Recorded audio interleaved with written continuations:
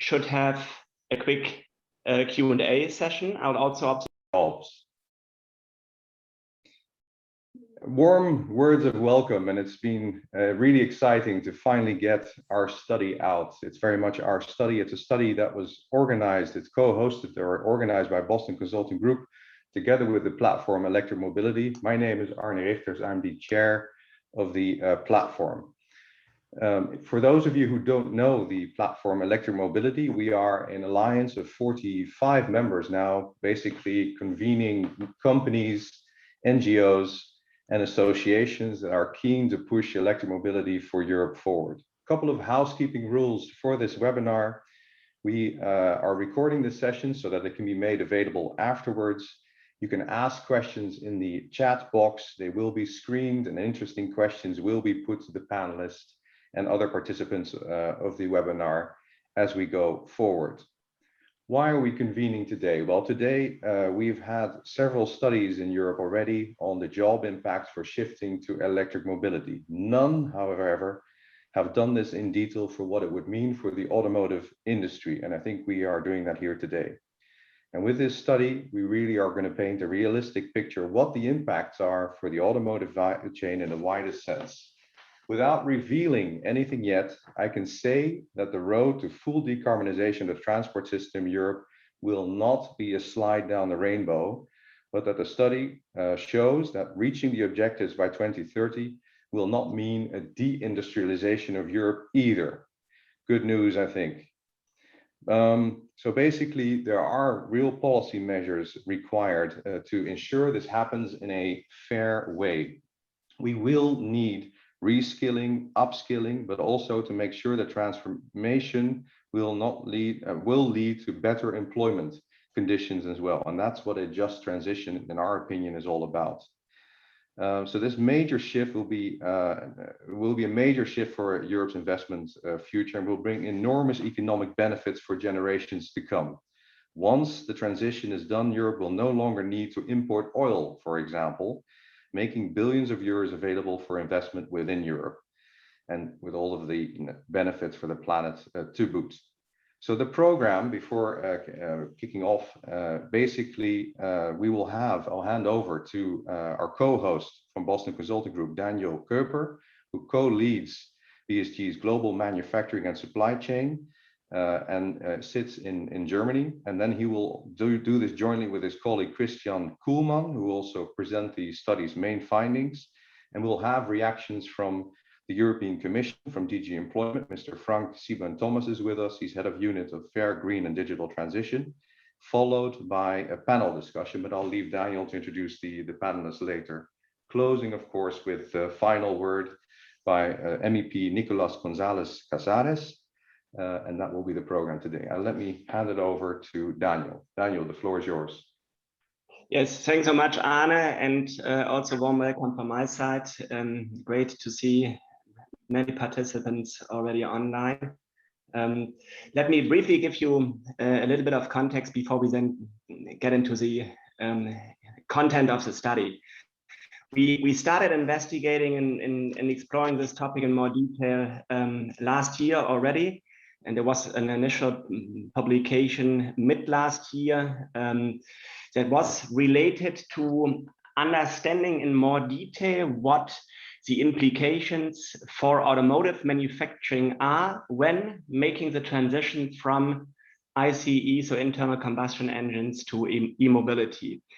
And that was then somehow the basis why we sat and together with the platform for electromobility, that we may need to broaden this perspective a little bit, yeah, and go also beyond the factories of the original equipment manufacturers and the automotive suppliers, and really consider the full mobility industry and understand what the implications are on also on the jobs in Europe. And that is what we're going to present you today. Christian Kuhlmann will do that from the BCG side. And the one remark that I will have before is that we have also engaged an visual reporter. That is just an example of what typically comes out of this. and he is following the session. And while we present and while you ask questions later on and while the panel discusses, he will kind of take notes in a visual format, and we'll be more than happy to share that outcome later on with you. So with this introduction, over to you, Christian, to guide us through the study. Yes, good morning, everybody. Christian Kuhlmann, my name. And now let me provide you with the underlying fact base on this e-mobility, a green boost for European automotive jobs. We looked at the EU 27, including the UK and Norway. We looked in total at 5.7 million jobs, and we investigated the findings in 3 steps. So first, we looked at the affected industries, and we looked at the major trends that drive job demands. For sure, we looked at e-mobility as one of the major drivers in the upcoming decade, but we took a look at all of the trends that have an impact on jobs to come up at the end with a holistic view on how jobs will develop in Europe. And then thirdly, we looked at what kind of transition needs to take place and will take place. Transitions on the one hand side over time, transitions between industries and jobs, and regional transitions. And I will take you through the findings in all 3 of those dimensions.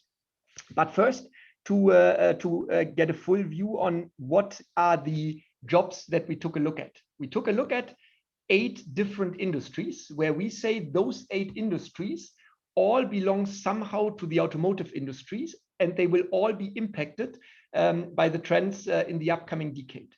For sure, we have what we would call the core automotive industry. And within the core automotive industry, we have the OEMs, we have the ICE-focused suppliers, we have the ICE-unfocused suppliers, and we have the maintenance and repair industry. And in addition, we have 4 industries that we would call adjacent industries. Industries that not only work for the automotive industry, but have a share of their workforce that is supplying the automotive industry. And that is the equipment and service industry, that is energy production and energy infrastructure, to industries that become more and more relevant when we shift more to electromobility, and it's the recycling industry. In total, as I already mentioned, it's 5.65 million jobs that we have in scope here, and that were employed or are currently employed in this industry across Europe. There are 5 trends that have an impact on employment along those 8 industries. And let me briefly take you through those trends. On the one hand side, we have the market volume, and we take a look at 3 different kinds of volumes. We take a look at the production volume that will slightly decrease in Europe in the upcoming decade. We take a look at the sales volume that as well will slightly decrease in the upcoming decade. And we take a look at the car park. For example, if you work in the maintenance and repair industry, the car park is for you the most important factor that drives employment. And this will slightly increase in the upcoming decade. Then another factor that drives employment is the technological evolution. Software will become more and more important in the cars, as for example, autonomous driving will enter cars in the upcoming decade. And so we see that the software value per car will increase at about 11% year over year in the next 10 years. That for sure drives jobs, especially around software engineers. The next factor we take a look at is the product mix. Product mix for us is twofold. It's on the one hand side, the content per car that will slightly increase over the next 10 years with 1% year over year. And we take a look at the car portfolio. So how many different car types do we have in Europe from the car manufacturers that are offered by the car manufacturers? And this, as you can see from our perspective, will stay flat in the upcoming decade.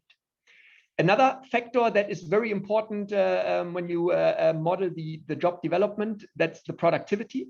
The industry is getting more and more productive year over year, and it will do so in the next 10 years as well. So we estimate across all the different industries that we look at with an average increase in productivity of around 0.8%. For sure, this is different if you look onto an industry level, or if you even look on a sub-industry level, what we did. So we took a look at 26 sub-industries. There are younger industries, as for example, battery manufacturing, that have a higher productivity or will have a higher productivity than industries like, for example, the OEMs that have already quite mature processes installed. And lastly, let's say the reason for this whole report, the shift to electromobility. That's what we took a look at, and we believe that the BEV share in 2030 for Europe will be in production around 60%, 59% to be precise. And we believe that battery production will be mainly done within Europe, so there will be no insourcing from for example, Asia. But all those trends at the end have an impact on what happens to the workforce. And I think the good news is that in 10 years from now, we expect to have as many employees employed in those 8 industries as we have right now. You see here on this chart the trends or how those trends impact on the workforce. And you see quite nicely that market volume, technological evolution, product mix, and productivity gain, all in all, are almost flat. And that's what we have been observing already partially in the past, that those different trends balance out at the end.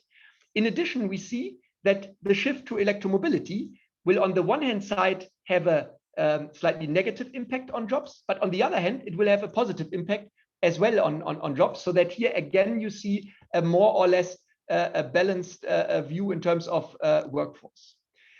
But this picture as well implies that huge shifts will take place or need to take place in between those industries. And that's what you see here, that OEMs and ICE-focused suppliers will definitely have hard times in the next 10 years.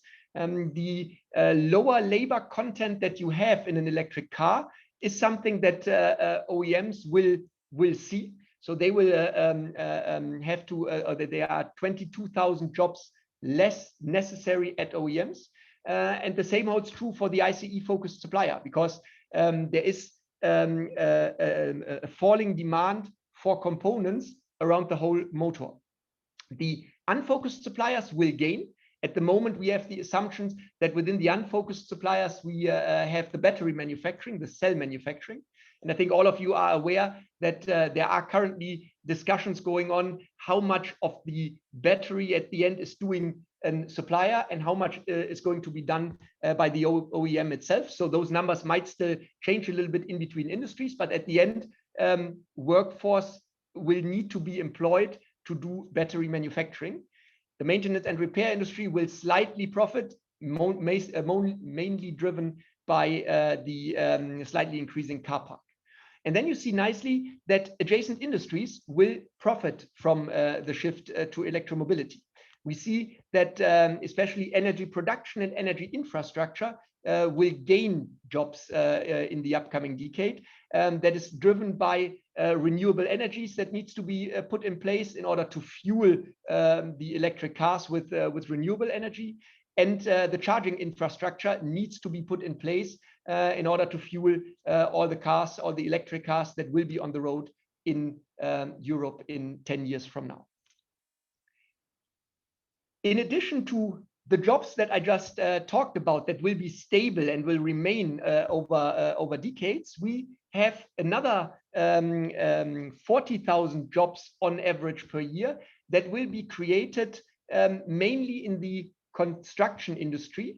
They will not last forever, but at least for the next decade, we see that there is heavy construction necessary in order to prepare all the battery manufacturing.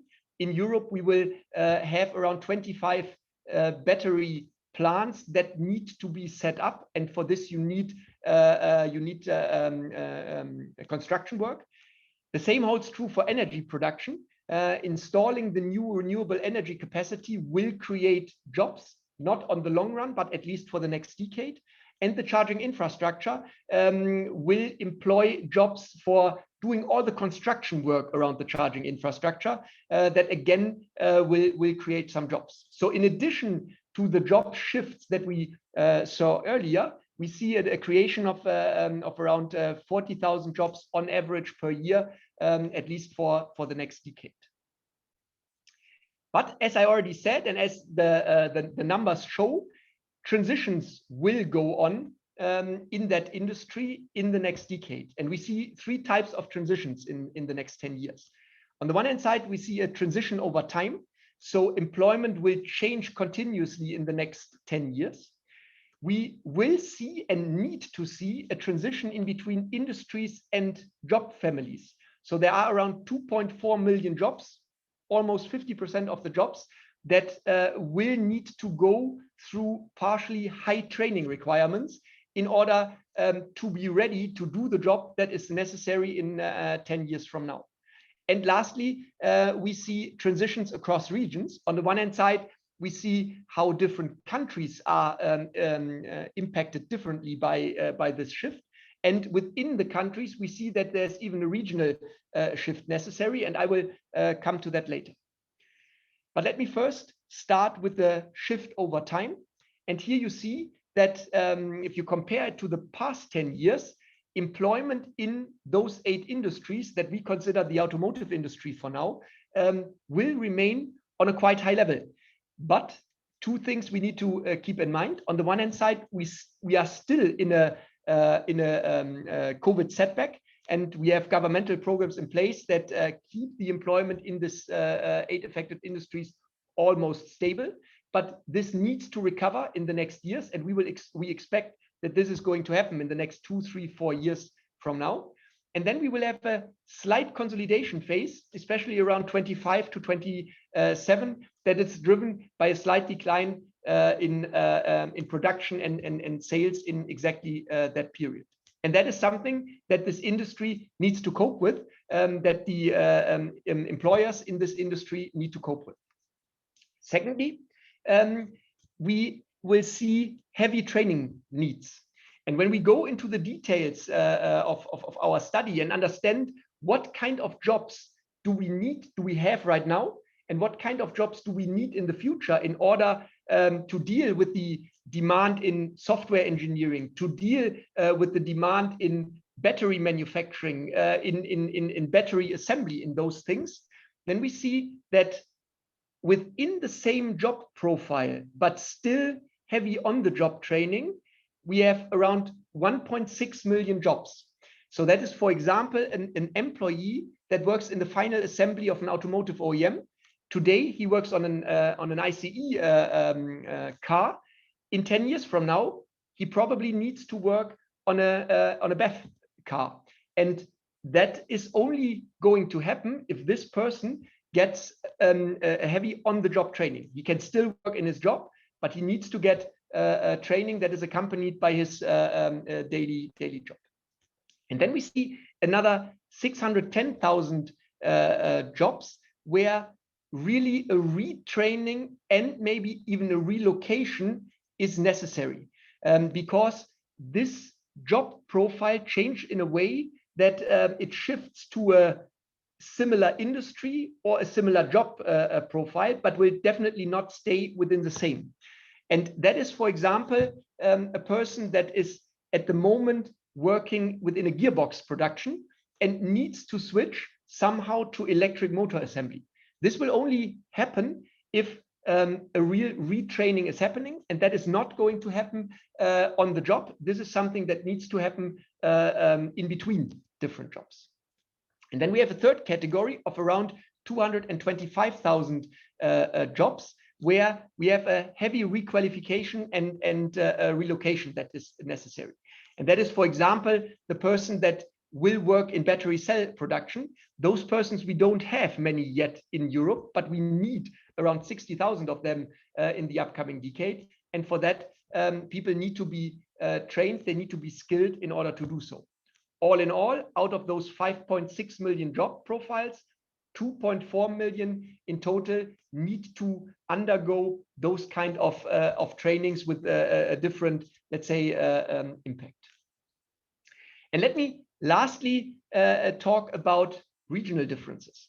On the one hand side, we see regional differences on a country perspective. So for example, Germany will slightly gain jobs in the next 10 years from now. There will be other countries in Europe that will probably have a slight decline in jobs, just based on the industry profile that they have in their country. And it's, from our perspective, not possible to shift jobs or persons in between countries just for social, cultural, and maybe political barriers. But we have the same thing then on a smaller level within each country. And here, let me show you an example from Germany, where we did a very detailed analysis on.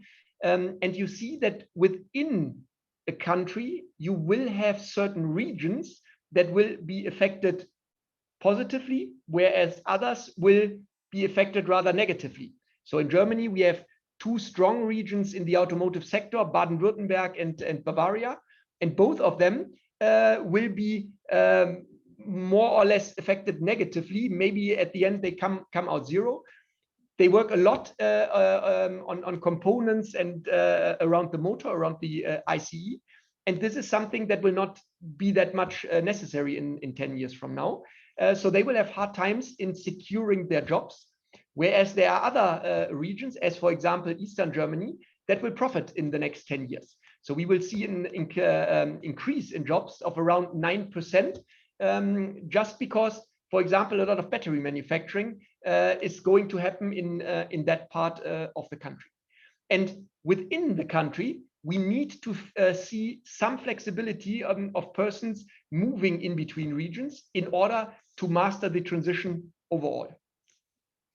Let me conclude the summary with the three main findings. So in total, the number of jobs across the 8 investigated industries will remain more or less constant until 2030, but there will be significant shifts in between. In consequence, strong temporal, industry and job related, as well as regional transitions will occur in the labor market. And for a successful transformation, industry and politics are jointly required to manage these, let me call them turbulent times. And I think that is what partially this webinar will now be about. Thank you very much. And looking forward to the upcoming hour. Christian, thanks a lot for this overview of the results of our study. And with this, let me hand over to Frank Siebern-Thomas for an initial reaction to it. Frank Siebern-Thomas is acting head of the new Fair, Green and Digital Transition Research Unit in DG Employment, Social Affairs and Inclusion at the European Commission. He's in charge of policy development and analysis related to the employment and social dimensions of the green and digital transition. Frank, over to you. Yes, thank you very much. Good morning, and thank you very much for the invitation, the opportunity to comment on this very interesting, very important study from a policy angle. As the study said, it shows clearly, I think, the need for policy action investment in the workforce, in skills, so that we succeed this biggest challenge of our times, the green and digital transition. Thank you also in advance to the visual note taker. I'm looking forward to this. That's a practice we've also used in something which is as refreshing probably as the study. There's a lot to be said. In the interest of time, I tried maybe to sketch out a few elements and to look forward to the discussion.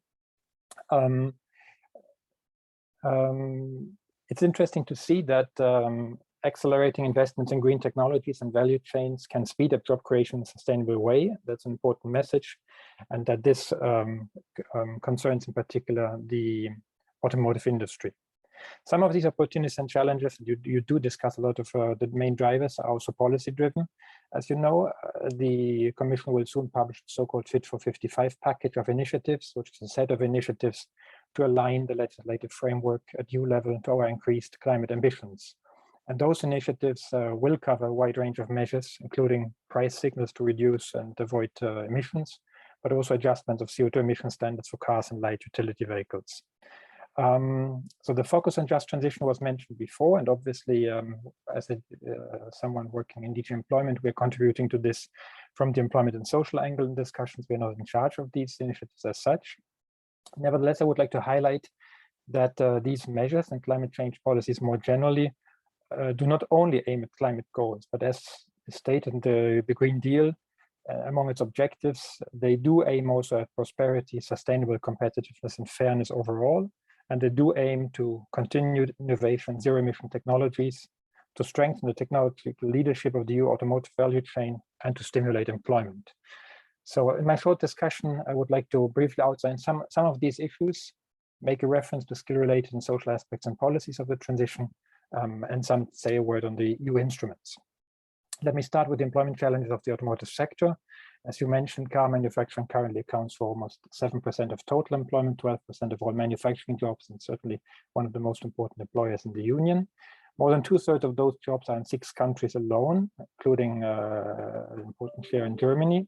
And the study is clear on the geographic concentration of these challenges and opportunities facing the automotive industry. Yet it also shows that this kind of transition will affect firms and workers along the supply chain in upstream and downstream sectors, and hence in most, if not all, countries and regions of the Union. According to some estimates we have seen in other studies, they foresee a significant workforce reduction of 500,000 of jobs or more.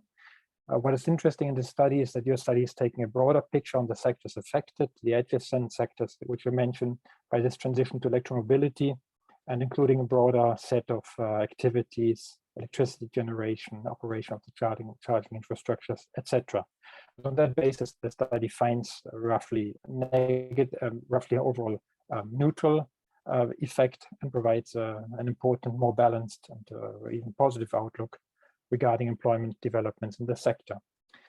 I think this outlook is also in line with our analysis we're carrying out in the Commission. We have been carrying out for some time, not sector specific, but more general, which shows that if the necessary skills and labor market policies are in place, the transition can lead to positive net job creation, create quality jobs in the middle and higher skill segments of the labor market, and thereby also reduce or somewhat mitigate polarization stemming from digitalization and globalization.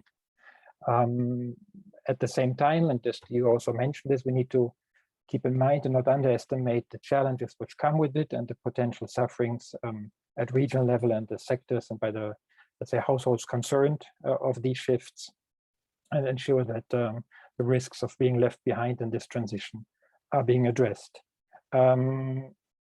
Your study, I think, makes a very important contribution, one which is relevant also for policymakers very much, by being specific and by providing specific estimates on, let's say, not only the effects of separate determinants, but on different decarbonization pathways and of the investment needs and the timing of the expected effects. And all of this is something, I think, which is something which was needed, which is still not fully available, which is obviously a necessary basis for policymaking in the field. The study also shows the number of new occupational profiles and reskilling, retraining needs which come with it, which will be needed in this transition. I just would like to highlight that these needs are also in line with the recently adopted action plan to implement the so-called European Pillar of Social Rights, which was endorsed. This action plan was endorsed at the Special Social Summit in Porto at the beginning of May. And in this action plan, the Commission not only highlights the key role of the European skills agenda for enabling fair and inclusive transitions, but it more specifically also proposes among 3 new headline targets for 2030 in the employment and social policy field. One new headline target, which is to increase the share of adults participating in training to at least 60% annually. So this new target, this action plan, we believe will be one of the main guidelines for employment and social policy at EU level in the years to come, and can also make an important contribution to managing and shaping this transition we just mentioned. The increased focus you mentioned on training, reskilling, and upskilling obviously is crucial.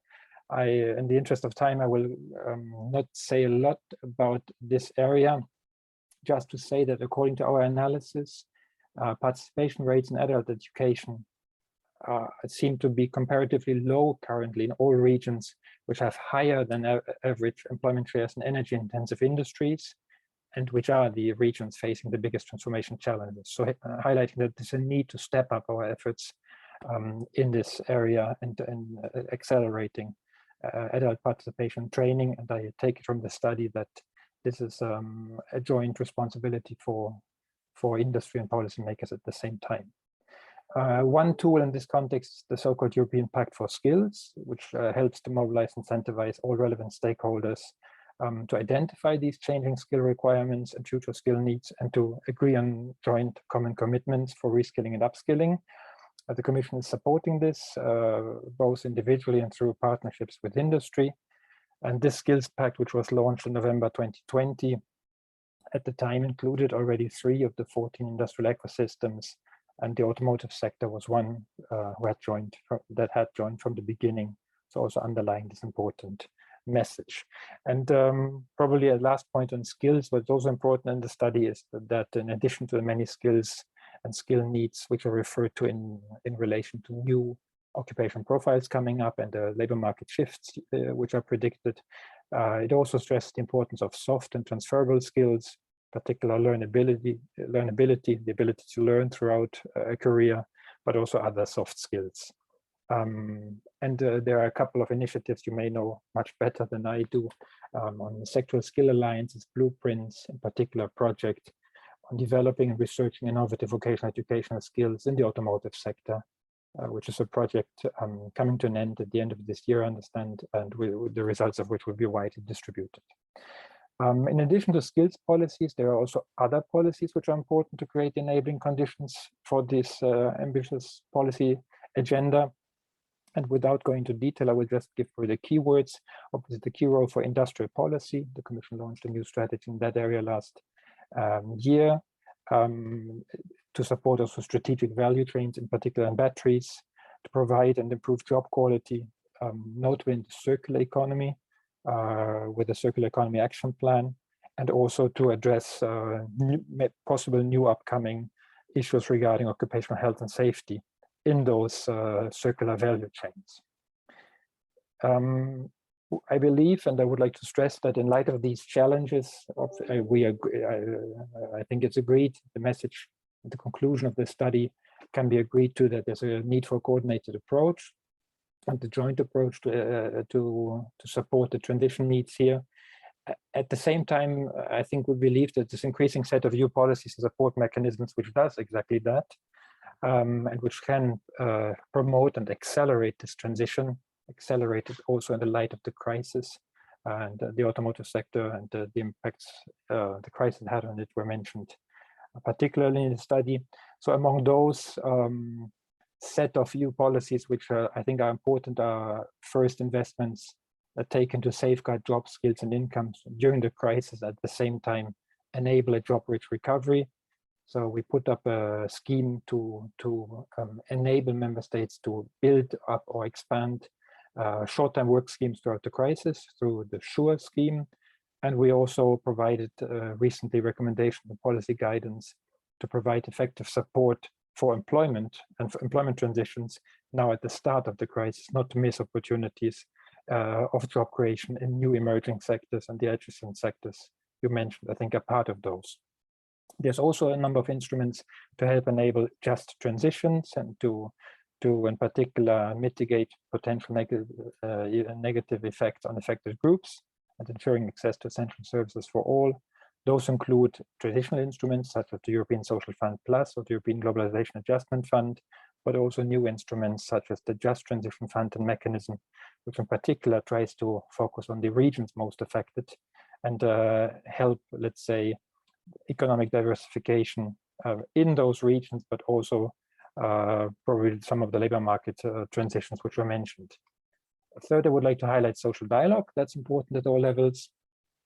By agreeing on shared objectives, obviously social partners have a key role to play here, notably in the automotive sector. And this is a sector actually where already both across industry level and also during the crisis in 2017 and the crisis in 2020, there were a lot of agreements made at European level to tap into the potential from greening the economy for jobs creation, but also to address the impact of the crisis while at the same time moving forwards towards greening of the economy.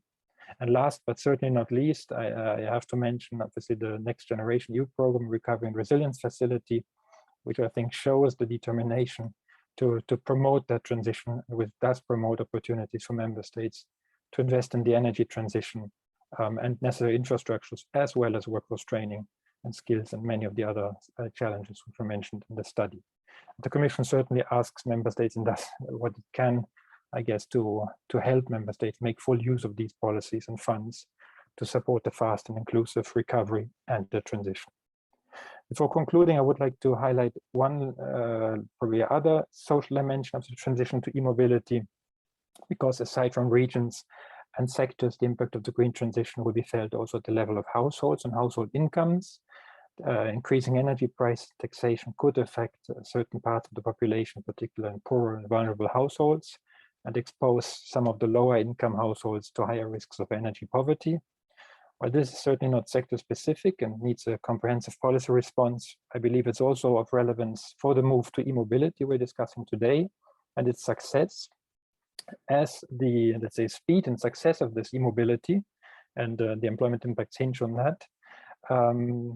And its employment potential will depend also on the effective uptake of new forms of mobility and new mobility solutions by households. So, and this could be hampered, let's say, if household incomes or purchasing power were found themselves to be constrained as part of the measures. Europeans are affected by these developments not only as workers, as I said, but also as family members of their workers, but also their overall social and economic well-being depends on the availability of and access to such affordable mobility solutions. So far, probably the evidence shows that the take-up of electric vehicles may be higher in wealthier countries and probably among higher income groups, which is not surprising. But it also shows that in order to become mainstream, the price of electric cars may need to come down to incentivize consumers. The cost of the operations need to remain competitive. Support schemes may be needed to enable lower income households to purchase new electric vehicles. And also there's a need for developing a well-functioning second-hand market for such vehicles. To give, last but not least, also charging infrastructures need to be available, including in rural and remote areas. So going, I agree probably on that, with what I said, that it's in the interest and in the responsibility of both the market players here and the policymakers to steer that transition so that clean mobility solutions come within the reach of an increasingly broad range of households. Conclusion, I would like to say that it's essential to take into account employment skills, social dimension of the transition from the outset, and to ensure that the right enabling policies support measures are in place. And the study by Boston Consulting Group presented today makes an important contribution in this context, as it clearly shows the economic and employment potential and opportunities of moving towards e-mobility in the automotive sector along the value chain, and take into account distributional impacts of this transition. And a lot were mentioned also in terms of regional distributional impacts or within regional impacts. This can certainly help to support the faster deployment of these technologies and changing consumer demand. I would like to end on one comment that in all of this, we believe that employment skills and social policies have an important role to play. And the recently adopted European Pillar of Social Rights Action Plan provides, from our point of view, a concrete roadmap at European level, which responds to the needs of citizens and businesses and to the needs of this transition. So, with this, I look forward to further discussion. Thank you, and to future cooperation on promoting just transitions in these sectors and beyond. Thank you very much. Thanks a lot, Frank, Sivan, Thomas, for your very valued insights here. And maybe to all participants, I'm realizing that you are using already the Q&A functionality. So in case you have further questions, then please take the opportunity to post those questions so that we can pick them up here. Let me start with those questions that have already been raised. Let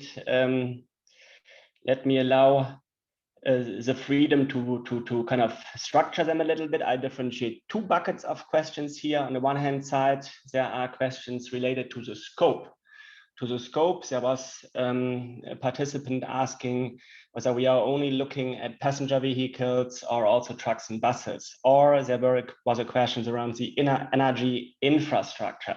So Christian, why don't you quickly comment on the specific scope here of the study? Yes, thank you very much, and thank you for those questions. Let me clarify them.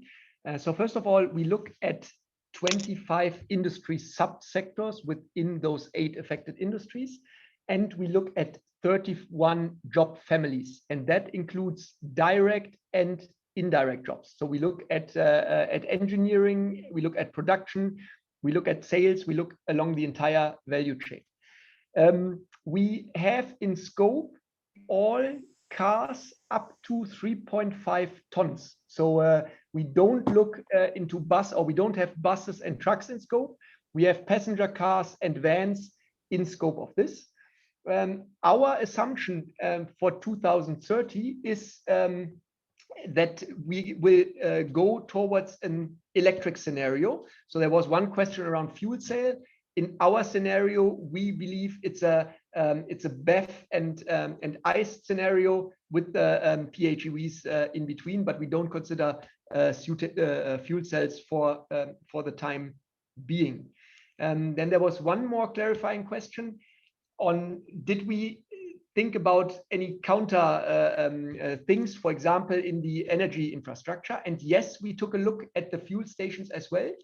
Along the entire value chain, we do not take into account the retail part. And so we do not take retail into account within the gas stations. We have around 125,000 gas stations in Europe. And we take into account those employees that are doing the maintenance and the operations. It's about 15,000 employees. And here we have the effect, the negative effect.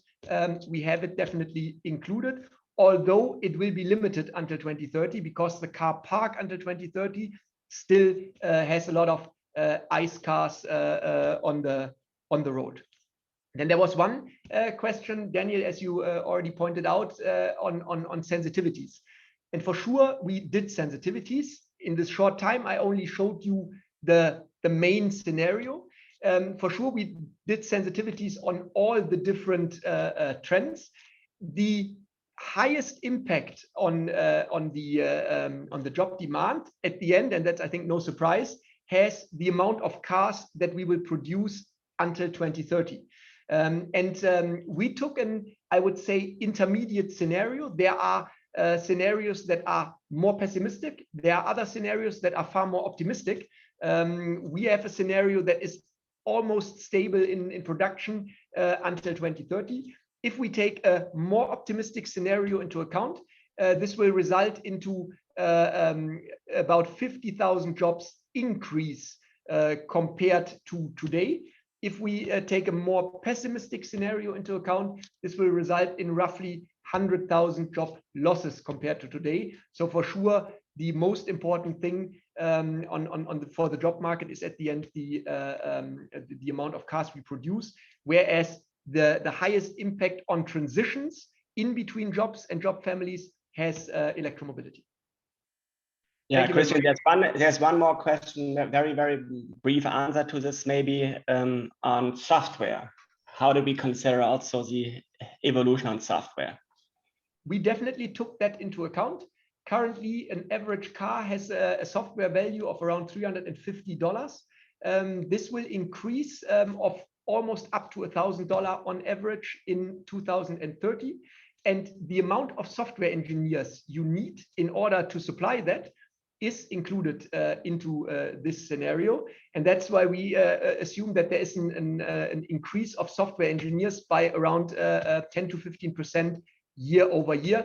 And that's actually something we are seeing. Just to give you one example, the car organization of VW has currently around 4,000 software engineers and will increase that in the next decade. And those assumptions are included into our scenario here.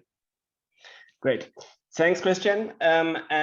Please, to our participants, you may kind of continue to ask questions in the chat function. We'll potentially get back during or after the panel discussion that I want to introduce right now. Please welcome with me 4 speakers of the panel, and let me briefly introduce them. We have first Marie-France van der Valk. She is director, she heads the Renault-Nissan EU office. Marie-France is also chair of the Green Deal working group of the platform for electromobility. Nice to have you here, Marie-France. Next panelist that I want to introduce is Alex Keynes. Alex is a clean vehicle manager at Transport and Environment, Europe's leading clean transport NGO. Alex leads key aspects of T&E's CARS work, including sustainable batteries, vehicle CO2 and emission standards. Thanks, Alex, for joining. Then we have Julie Beaufils. She is the Secretary General at Europe One, the electrical contractors representation at EU level. Also great to have you, Julie. And we have Benjamin Denis, who is a senior advisor at Industrial European Trade Union. Great to have all of you with me today. And let me start with a very open question actually to all of you. Which are your conclusions that you draw from the report? Do you have any first thoughts? Marie-France, let me start with you.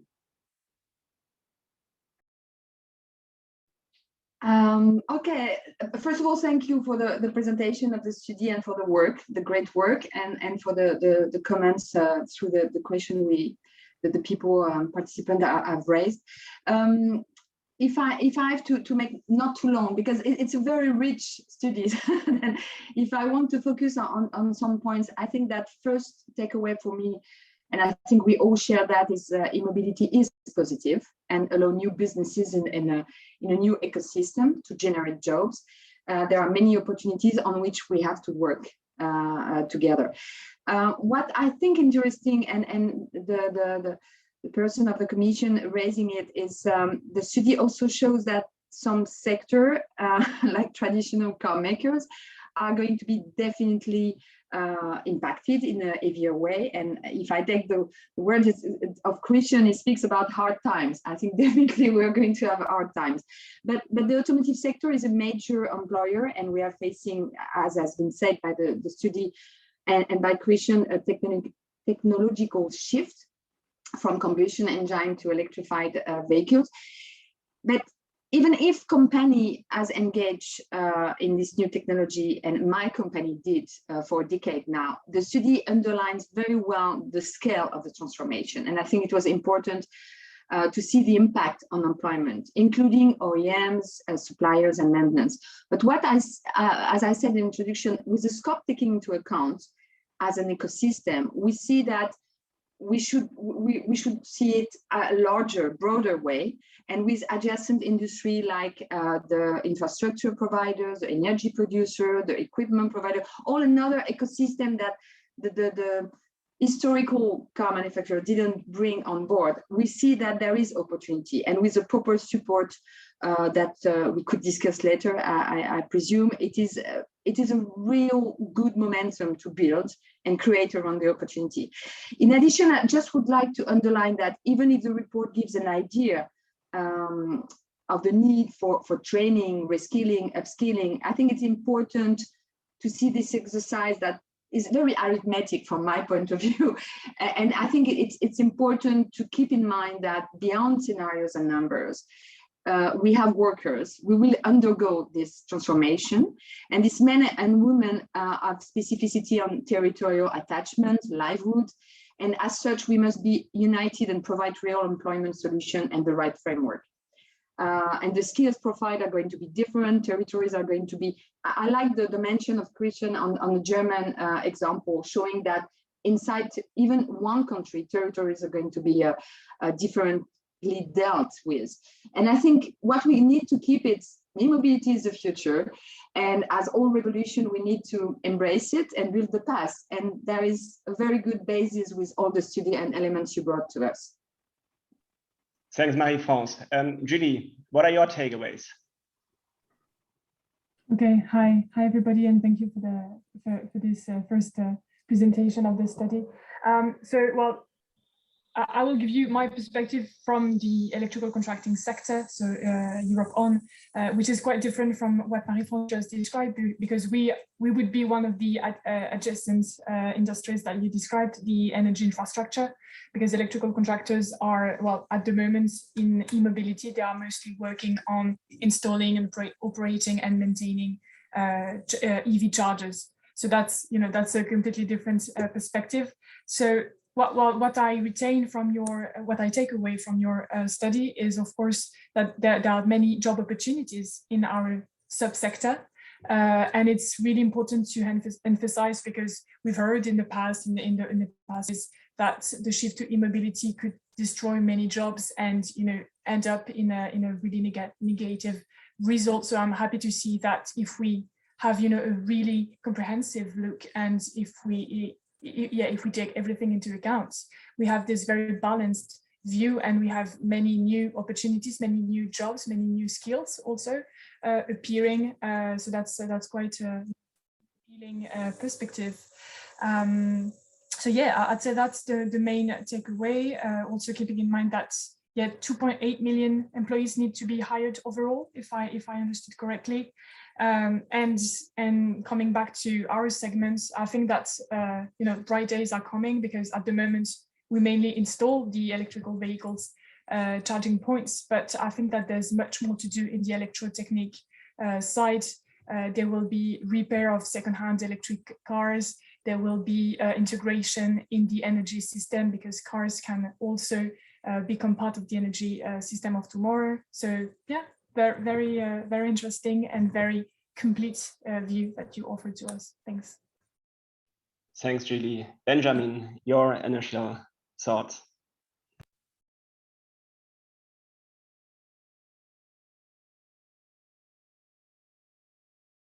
Benjamin, it seems we can't hear you. Sorry, I have a button which has been pressed automatically. No, Sorry, thank you for the invitation. We believe quite important and fundamental to have workers on board and at the table of that discussion.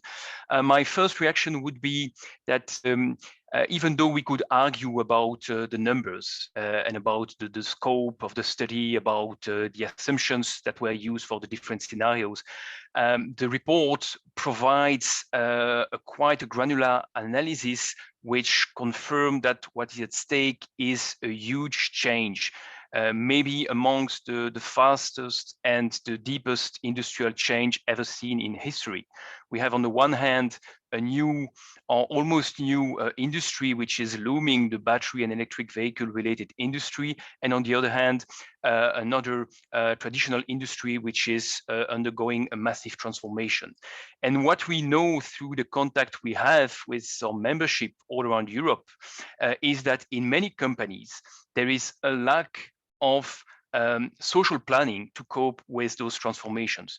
A couple of years ago, one of our main affiliates, IG Metall, made a report called Transformation Atlas, which shows that a majority of the companies where IG Metall is represented simply do not have a proper plan to anticipate those changes from a social point of view. Yesterday, Syndex for France published a report about the transformation of the French automotive industry, showing the same kind of results, a lack of anticipation at company level. So I think that the main takeaway of the BCG report is to confirm with a series of numbers that the change ahead of us is huge.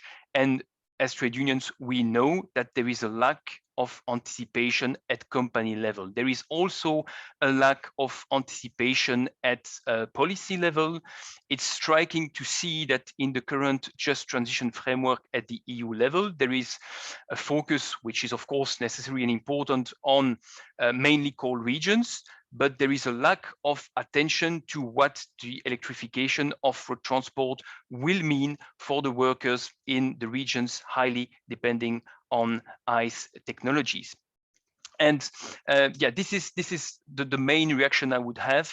And My final word for this initial comment is to say that the report confirms that the Green Deal must be social. What is at stake, what is currently going on is not just only a technological shift. What is at stake is a social shift. We cannot move from an economy still highly dependent on fossil fuels to a carbon neutral economy in 2 or 3 decades without changing at the same time the labor market. And we insist on the need for a just transition framework, which, by the way, shouldn't be limited to skills. It's much more broader than that. It's also creating and maintaining quality jobs in Europe. It's ensuring workers' participation at every level. And it's also ensuring that there will be strong social protection systems for that won't be able to get a good job in this new emerging economy. This is, in a nutshell, what would be my first reaction. Thanks, Benjamin. Alex, your initial reaction. Thanks, Daniel. So, I mean, obviously, the question of jobs and the transition to electric vehicles is rightly at the centre of this whole discussion. And you know, what we have here is clearly the most robust and granular study on this question that we have had to date.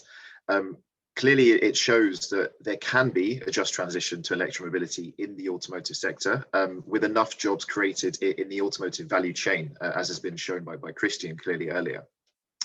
So, you know, we know, and we have to be honest, I think everyone here agrees that there will be job losses in the traditional fossil fuel automotive industry. The study, though, debunks, let's say, previous doomsday claims and scenarios and shows that these losses can be broadly and will be broadly offset by creation in the wider e-mobility value chain. So for us, you know, a key conclusion is that it is actually crucial that Europe continues and doesn't slow down the transition to EVs, primarily, crucially, to ensure Europe captures and actually secures this new EV value chain, and crucially, the jobs that come with it.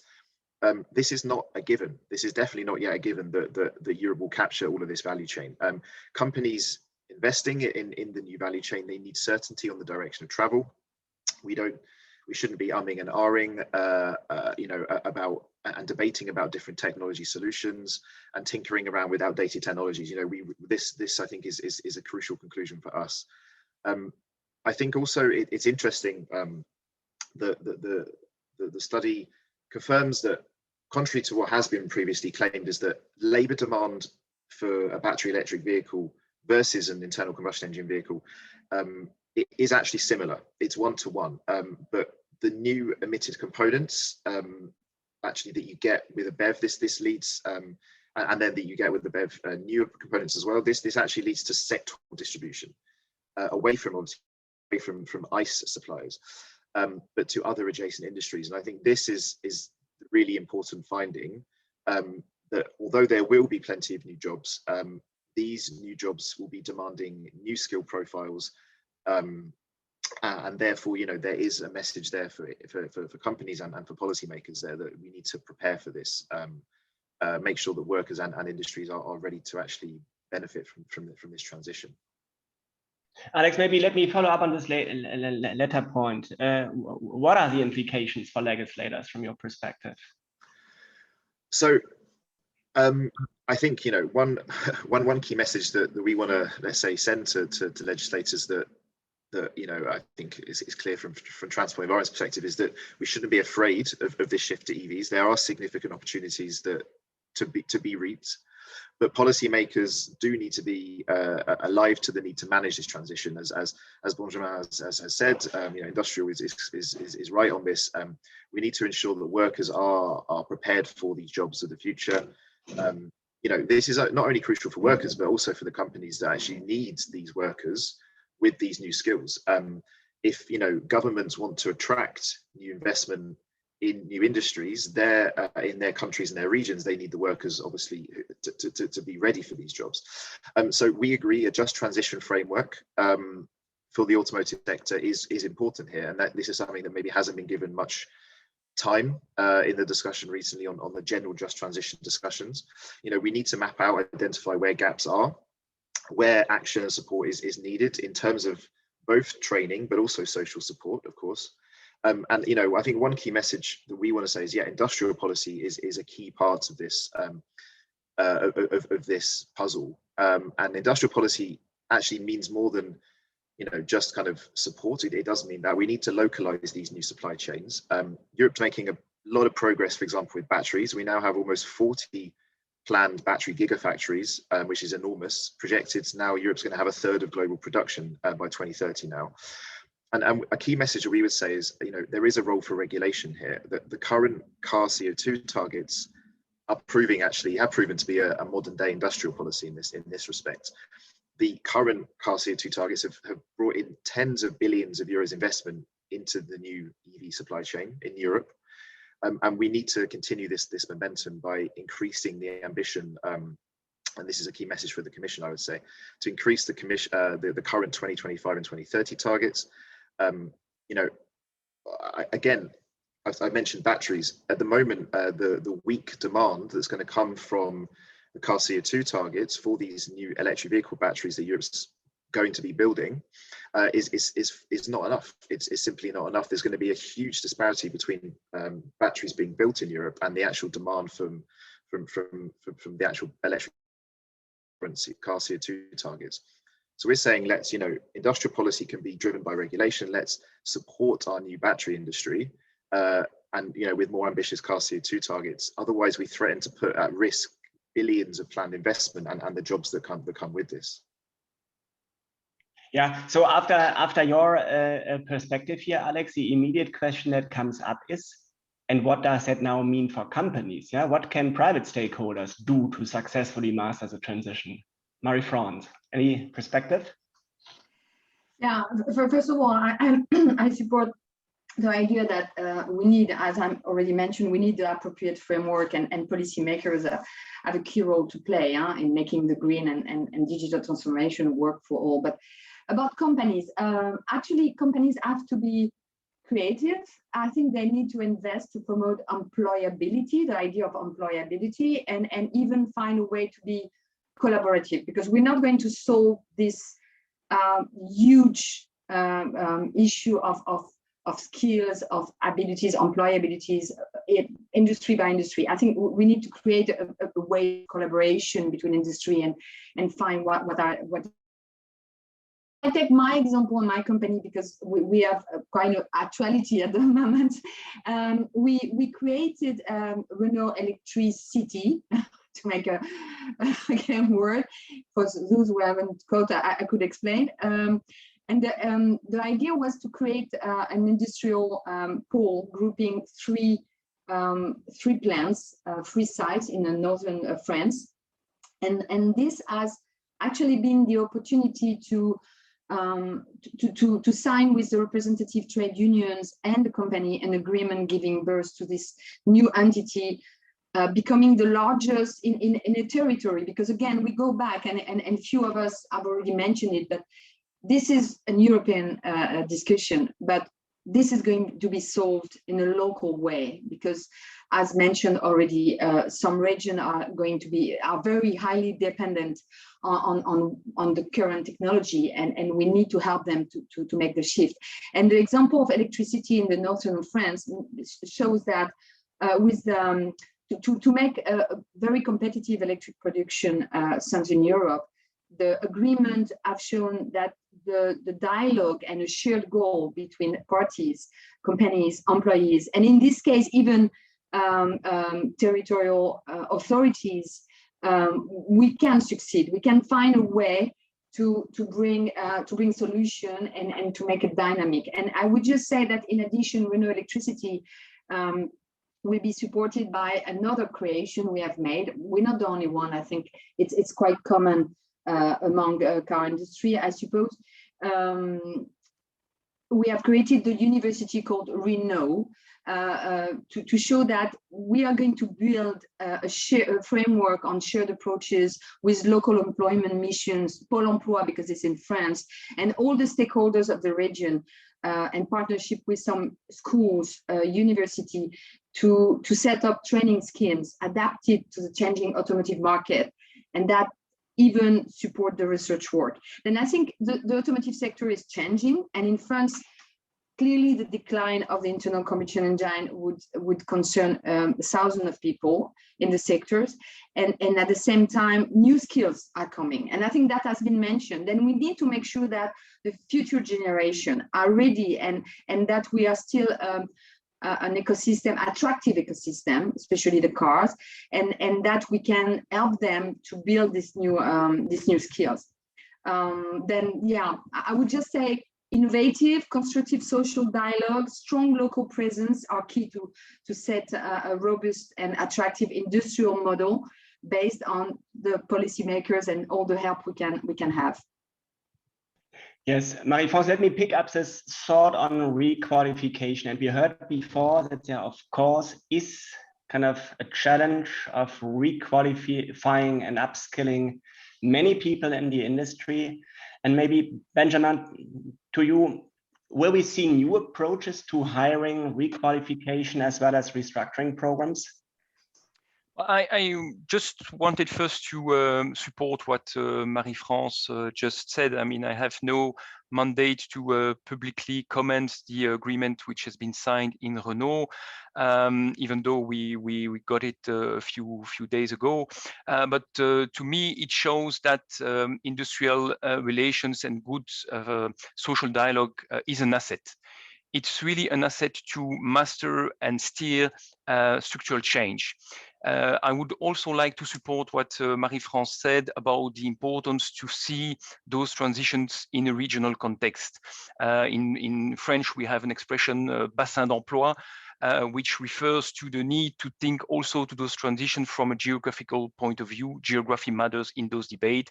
We cannot ask workers to simply move from one side of the EU to the other overnight because there is a new job in a battery factory created, I don't know, in the north of Sweden. But we shouldn't conclude from what Marie-France just said that the situation is rosy everywhere in Europe. We have a series of large companies with a well-established social dialogue, and where workers and employers can sit together and negotiate agreements. This is the case in Renault. We also heard some similar developments in other OEMs, VW or Volvo, just to mention a few of them.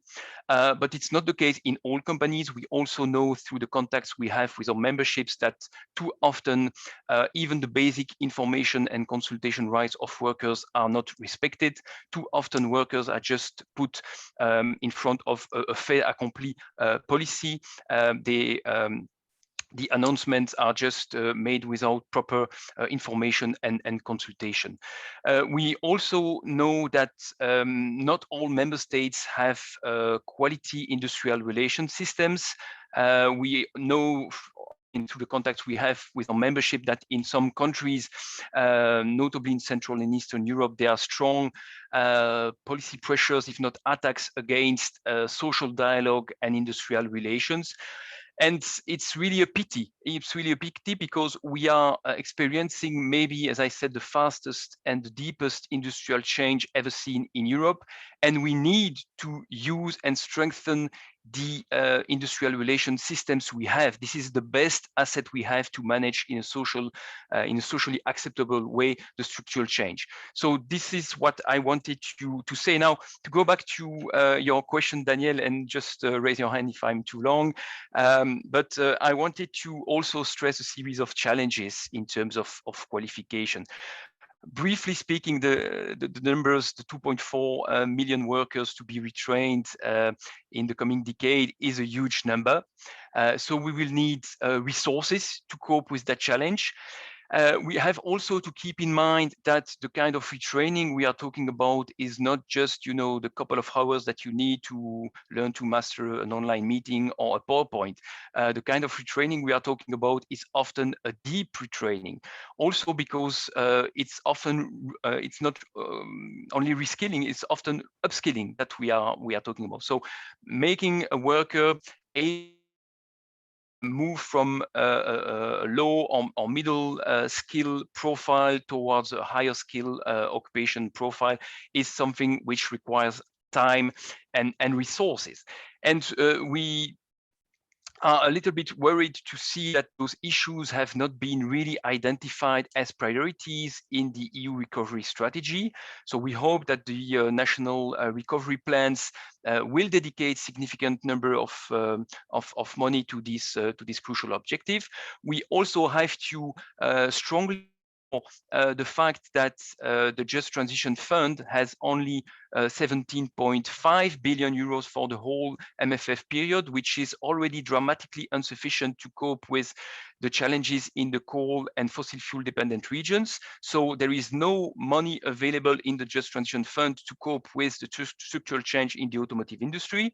And we also have to deplore the fact that the money available in the European Fund for Adjustment to Globalization has been dramatically cut by the deal which took place 1 year ago. If you compare the amount foreseen in the final agreement to what the Commission proposed a few months ago, it's absolutely obvious that the EGF has been one of the victims of the deal negotiated last year. So as a result, we absolutely need to have an open discussion about the cost and how to finance this massive reskilling program which is ahead of us. And last but not least, in terms of challenges, we already mentioned the qualitative, the quantitative and the geographical challenge, but there is another challenge, which is the fact that the employment impact of the transition will also depend on some decisions that are taken at company level in terms of supply chain. If a company decides to invest a lot in electric vehicle EVs activities, fair enough, but if at the same time that company decides to shift its sourcing in terms of, for instance, windscreens from Europe to China, we also have to be aware of the fact that the employment benefit of the transition will also depend on what's happening in the supply chain. Also, bearing in mind that for sectors such as glass, basic metal and steel, rubber, chemical industry, the automotive industry is an important market. And so to get the full picture, we will also need to pay attention to those parts of the value chain as well. Thank you. Thanks, Benjamin. Let's maybe shift a little bit the perspective while acknowledging there's a lot of kind of transformational work required. Julie, I mean, what's about those people that are not yet working in automotive, but that are potentially interested in the industry? What would be your recommendation for those? Sorry, it gets a bit when you ask your question, but I think that, yeah, it's. I asked it about young people currently not employed in the industry, okay, but that are considering a future job for themselves. So what would you suggest to those?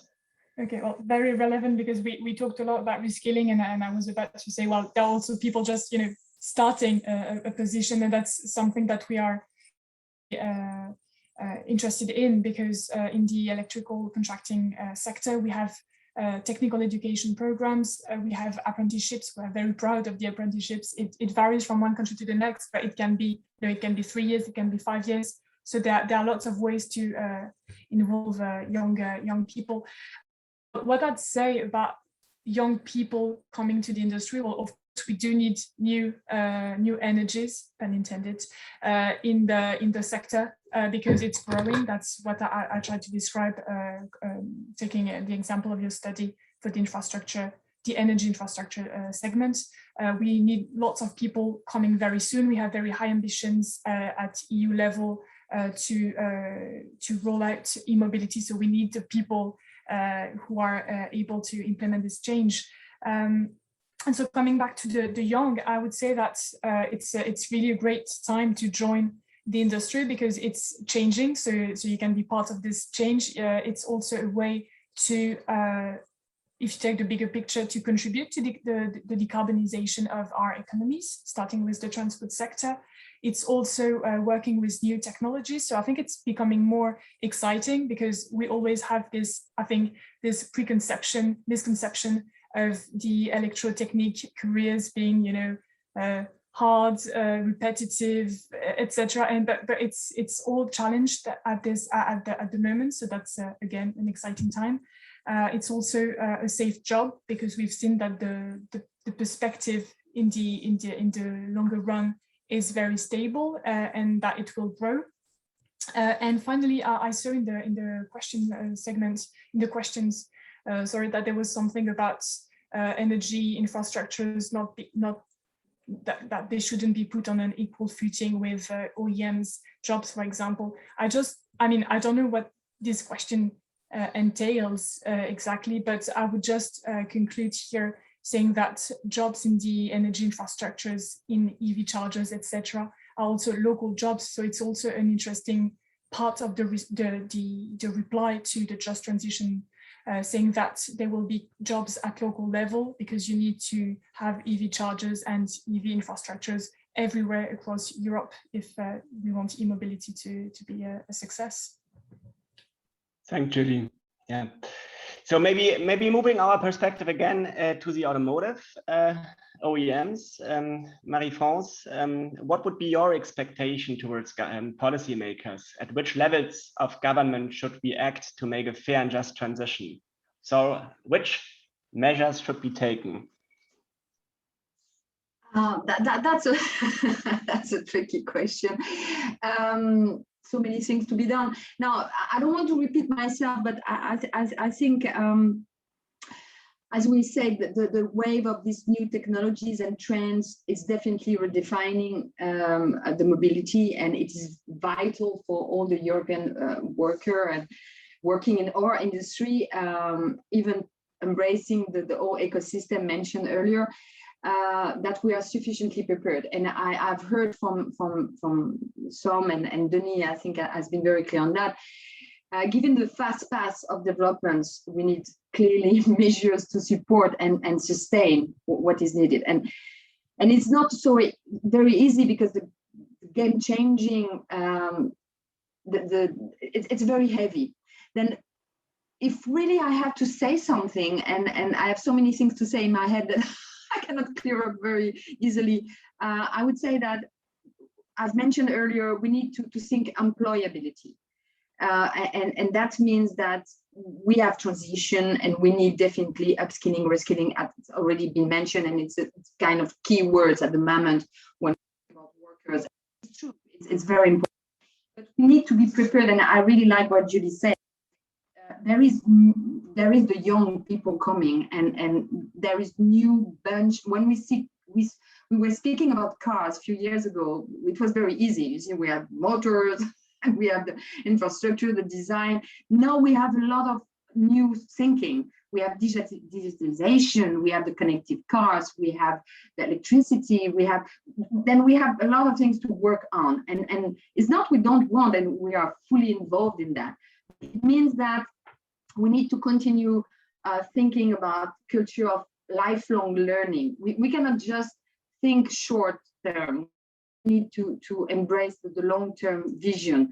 And then when I say long-term vision, definitely you think, okay, then the regulators should give a little visibility of what is the political signal and what will be the regulatory reality. And we need this certainty, because we need to engage in that.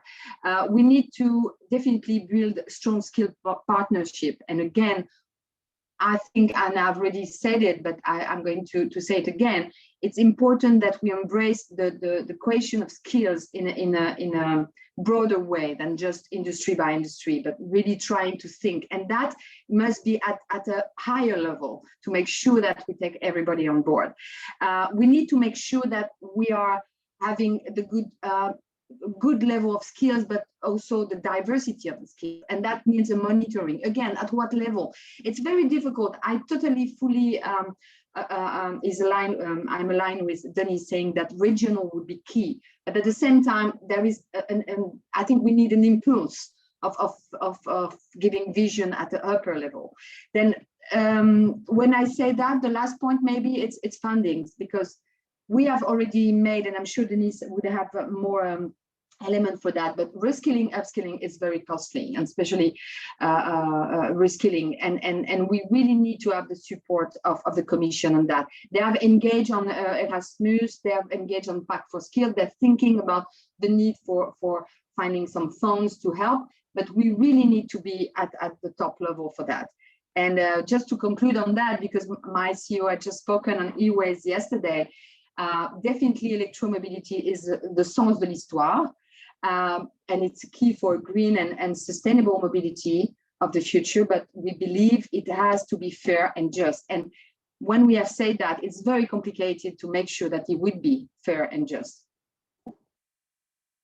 Thanks, Marie-France. Now we have heard multiple times that we and the study expects the number of jobs to remain stable in 2030 compared to what we have today. Of course, we could now argue for hours around assumptions, but I would be curious to understand your perspective, Alex, on what the implication would be if Europe would not embark on the e-mobility transition that we are currently embarking on. Yeah, I mean, this is a really key question. And, you know, for us, I mean, Europe should be under no illusions that it's in a race, a global race to capture, and as I mentioned before, to capture the benefits of this new industry, this new supply, this new value chain, I should say, sorry.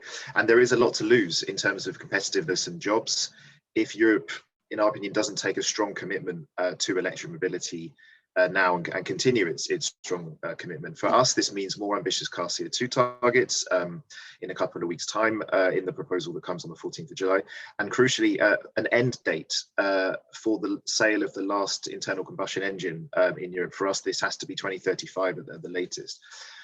If Europe does take a strong commitment, then it can become a technology leader and dominate this new value chain, and you know, think of all the benefits that would go with being the first mover.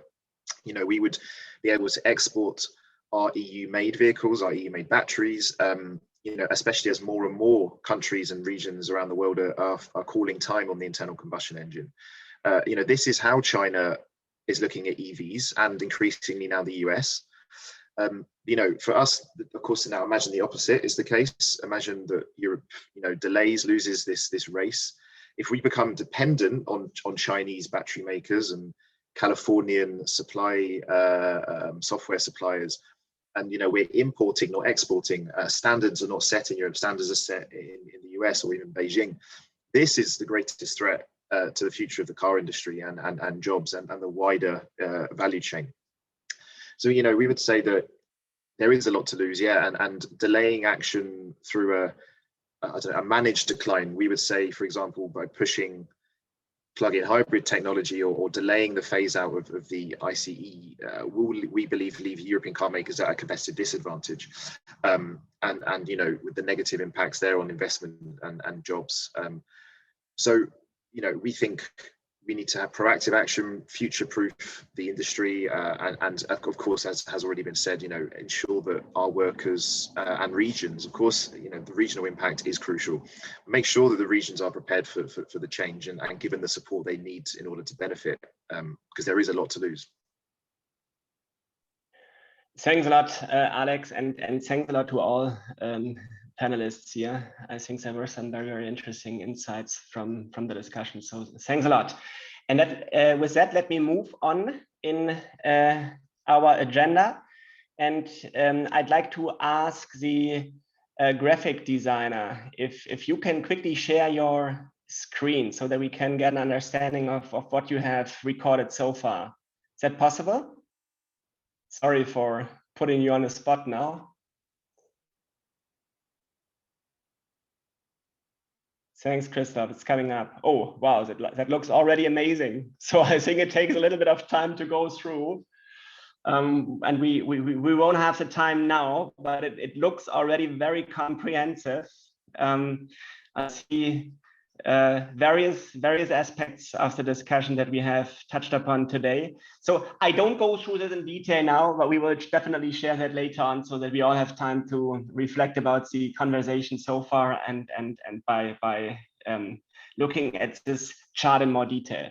With this, now I want to lead over to the last agenda item, and ask Nicola González Casares, a Spanish member of the European Parliament. It's a great honor to have you being a part of the event today. He's a member of the Socialists and Democrats group and being very active within the climate law and recently the energy sector integration strategy. So the floor is yours for your reflection and conclusion from today's discussions. Thanks.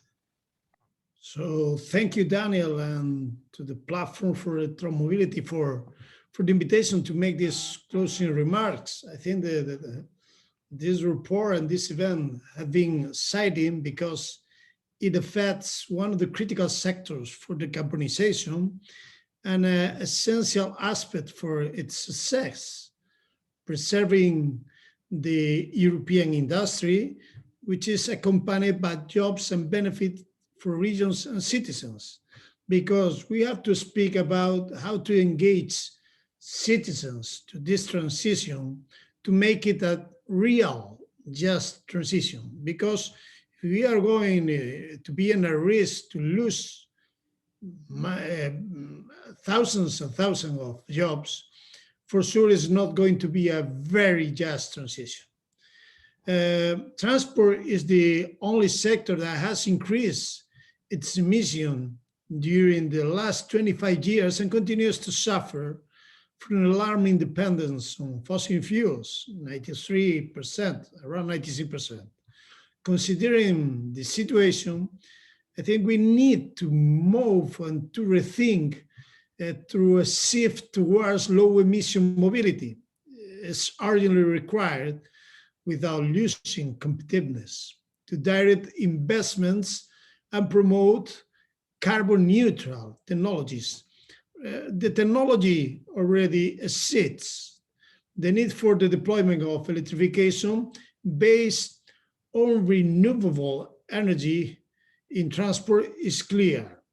So, for example, for sectors where electrification is not possible, alternatives based on renewable fuels are being developed, such as advanced biofuels or renewable hydrogen.